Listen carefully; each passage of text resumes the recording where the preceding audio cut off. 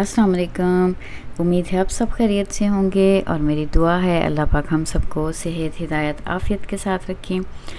आज एक छोटा सा क्वेश्चन मेरे माइंड में था, तो मैंने सोचा मैं आप सबके साथ भी शेयर करती हूँ कि क्या कभी हमने ये बैठ के सोचा है कि अल्लाह पाक मुझसे राज़ी हैं कि नहीं। तो मेरे माइंड में ये बात आ रही थी कि क्या अल्लाह मुझसे राज़ी हैं कि नहीं। तो इसका जवाब हमें तलाश करना है। और ये बात मेरे जब माइंड में आई ना, तो मैंने इसको सर्च भी किया कि मैं देखूं भला कि मुझे कैसे पता चलेगा कि मेरा रब मुझसे राज़ी है कि नहीं। मुझे एक बहुत अच्छी बात जो है ना वो मिली, तो मैंने कहा आपके साथ शेयर करूं कि ये जानने के लिए कि अल्लाह मुझसे राज़ी हैं कि नहीं, मुझे ये देखना है कि क्या मैं अल्लाह से राज़ी हूँ। जिन हालात में, जिन प्रॉब्लम्स में, या एक तरह से हम कह लें जिन आज़माइशों में मेरा रब मुझे टेस्ट करता है, आज़माता है, तो क्या मैं उनमें अल्लाह से राज़ी रहती हूँ। तो अगर मैं अपने रब से राज़ी हूँ ना, तो फिर उम्मीद है इस बात की कि वो भी मेरे से राज़ी होगा। तो ये बड़ा ही अच्छा एक असूल है, एक फ़ार्मूला है। हम इसको अगर अपनी ज़िंदगी में अपना लें ना, तो यकीन मानिए बहुत ही आसान हो जाएगा। हमें अपनी हर आने वाली तकलीफ़, हर परेशानी छोटी महसूस होगी। और फिर मेरी नज़र से एक और चीज़ गुज़री कि हदीस कुदसी है, अल्लाह पाक का फरमान, जिसका मफ़हूम है कि जो मेरे दिए हुए थोड़े रिस्क पे राज़ी हो जाएगा ना, मैं उसके थोड़े अमल से राज़ी हो जाऊँगा। तो दुनिया में रहते हुए देखिए, हमारे नबी सल्लल्लाहु अलैहि वसल्लम ने कहीं पे भी हमें अमीर बनने का नुस्खा नहीं बताया। उन्होंने अपनी औलाद के लिए, अपनी आल के लिए, अपने घर वालों के लिए भी आफ़ियत मांगी और ज़रूरत के बक़दर रोज़ी मांगी। तो अगर हम लोग अपनी आप को देखें तो कितनी अल्लाह पाक की नेमतें हैं हमारे पास। तो बस माइंड में मेरे ये बात चल रही थी कुछ दिनों से, तो मैंने कहा मुझे इसका जवाब मिला है तो मैं क्यों ना आपके साथ भी शेयर करूं कि अगर हम अल्लाह की रज़ा में राज़ी रहेंगे ना, तो फिर यकीनन हमारा रब भी हमसे राज़ी हो जाएगा। तो कोई तकलीफ़, परेशानी आ जाए, उसमें हम इस बात को समझ लें कि ये मेरे रब की तरफ से है ना, और मेरा रब मुझे इस हाल में रख के अगर राज़ी है, तो मैं भी अपने रब की रज़ा में राज़ी हूँ। तो बस ये छोटी सी बात थी जो मुझे आपके साथ शेयर करनी थी, और आप सबका बहुत शुक्रिया जो मेरी बातें सुनते हैं आप लोग। चलते हैं वापस व्लॉग की तरफ। तो ये छोटा सा जो व्लॉग है आज का, ये ईद से पहले का है। हमारे करीब में यहाँ पे मैक्सिमम डील्स के नाम से एक देसी टाइप स्टोर ही है। अंडर वन रूफ हमें बहुत सी चीज़ें मिल जाती हैं।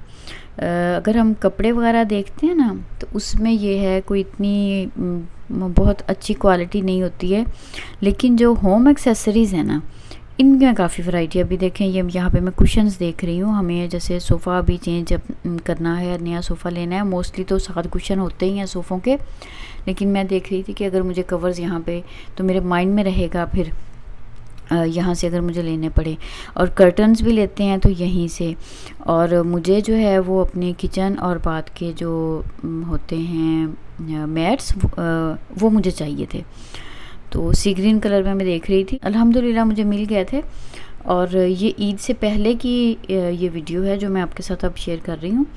तो बाकी ये कि जो बेडिंग है ना यहाँ पे, वो बहुत अच्छी है। जैसे हम ईद की तैयारी करते हैं तो अपने लिए कपड़े बना रहे होते हैं ना, उसी तरह से ईद के लिए लिहाज से ना मेरी तैयारी में एक चीज़ ये भी होती है कि साल के बाद जैसे हमने चीज़ें चेंज करनी होती हैं, दरमियान में भी जब मर्ज़ी हम ले लेते हैं, जब अच्छी लगती है या जब ज़रूरत होती है।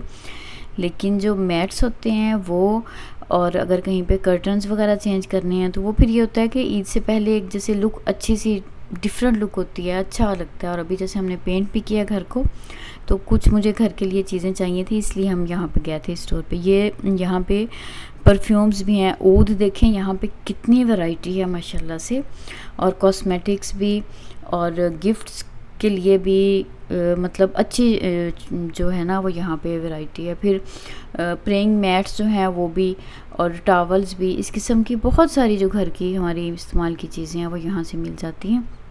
उसके बाद बेटे की हेयर कटिंग के लिए मुझे लेके जाना था, तो बस उसकी कटिंग करवाई और फिर हम लोग जो हैं वो घर वापस आ गए थे। तो लाइफ तो बिज़ी ही है, सबकी ही बिज़ी है। इट डज़न्ट मैटर कि मैं कहूँ कि मैं कनाडा में रहती हूँ तो मैं मसरूफ़ हूँ, पाकिस्तान वाले मसरूफ़ नहीं हैं या यूके वाले फ्री होंगे।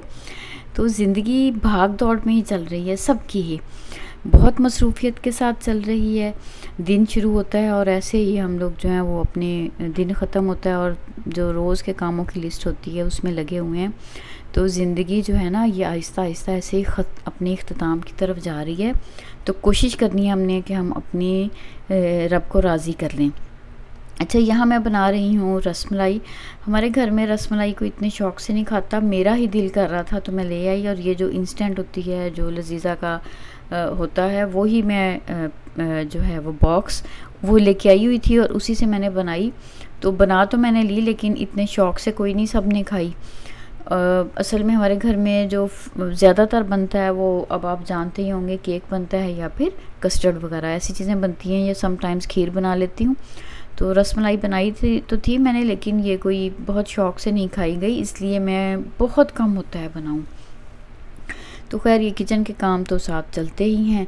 और साथ साथ मैंने जो है वो बनाए थे स्टिर फ्राइड ब्रिंजल्स हैं। ये बैंगन जो हैं ये चाइनीज़ स्टाइल में, और इसकी रेसिपी मेरे चैनल पे ऑलरेडी मौजूद है। अगर आपने ट्राई नहीं की ना तो इसको ज़रूर आप ट्राई कीजिएगा। मैं अक्सर ये बात बोलती हूँ कि जब हम वही रूटीन की चीज़ें अगर थोड़े से डिफरेंट स्टाइल में बनाते हैं ना तो वो अच्छी लगती हैं। और इस सिलसिले में मैं यूट्यूब को ज़रूर थैंक्स बोलूँगी। हमने यूट्यूब से बहुत कुछ सीखा है, बहुत सी हमारे खानों में चेंजेस आई हैं और नई नई डिशेस भी हम ट्राई करते रहते हैं। हमारे घर वालों ने बहुत नए नए जायके जो है ना वो यूट्यूब की बदौलत चख लिए हैं अब, और हमने बहुत कुछ यूट्यूब से सीखा। तो बस वही बात है कि यूट्यूब से हमने सिर्फ दुनिया की चीज़ें नहीं सीखनी है, घर को कैसे मैनेज करना है सिर्फ यही नहीं सीखना है। तो क्यों ना हम यूट्यूब को अपनी आखिरत को बेहतर बनाने के लिए भी यूट्यूब से कुछ फ़ायदा ले लें। तो इसीलिए मैं कोशिश करती हूँ अपनी हर वीडियो में कोई ना कोई रिमाइंडर दूँ, जो सबसे पहले मेरी अपनी ज़ात के लिए होता है और उसके बाद फिर आप सब देखने वालों के लिए भी, कि हम दुनिया में रह के अल्लाह की सारी नेमतें ज़रूर इस्तेमाल करें, लेकिन आखिरत गफलत नहीं करनी है हमने। और ये कोशिश करनी है कि हम अल्लाह पाक से उसकी रज़ा में राज़ी हो जाएं, ताकि अल्लाह की ज़ात भी हमसे राज़ी रहे। तो चलें, बस आज के व्लॉग में मुझे यही कुछ शेयर करना था। आप सबका बहुत शुक्रिया, फ़ीडबैक देने के लिए बहुत शुक्रिया, और कमेंट्स का इंतज़ार रहेगा। अच्छे अच्छे कमेंट्स जो आप लोग करते हैं उसके लिए बहुत शुक्रिया आप सबका। तो अगर आप कोई भी किसी किस्म की सजेशन देना चाहें मेरी वीडियो से रिलेटेड, या कोई भी क्वेश्चन हो, तो मुझे बहुत अच्छा लगेगा आप लोगों को रिप्लाई करके। मिलते हैं किसी अगली वीडियो में। अल्लाह हाफिज़।